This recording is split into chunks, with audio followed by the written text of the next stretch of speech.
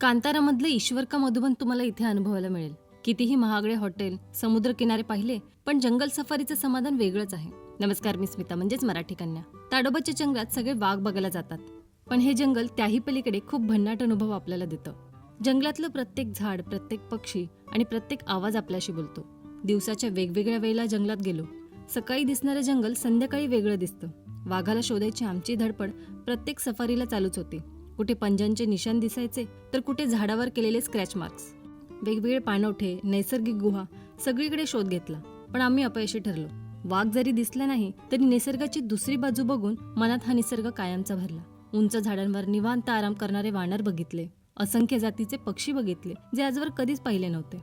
जंगलाच्या मैदानी भागात हरणांचा कळप पाहिला, ज्यांना बघण्यासाठी आम्ही संपूर्ण कोल्हापूर फिरलो, पण दिसले नाहीत. ते प्रचंड ताकदवान रानगवे सुद्धा मन भरून बघितले. सांबर, मोर असे बरेच प्राणी दिसले. जंगलाबाहेर हॉटेलवर परत जाताना रस्त्यावर कोल्हे सुद्धा पाहिले. ताडोबाची शान वाघ जरी असले, तरी इथलं जंगल हा खरा हिरो आहे. आयुष्यात एकदा तरी हा अनुभव तुम्ही घेतलाच पाहिजे. तुम्ही गेलात का कधी अशा जंगलात? तुमच्या आठवणी कमेंटमध्ये नक्की सांगा. भेटूया पुढच्या व्हिडिओमध्ये. तोपर्यंत ओके, टाटा, बाय.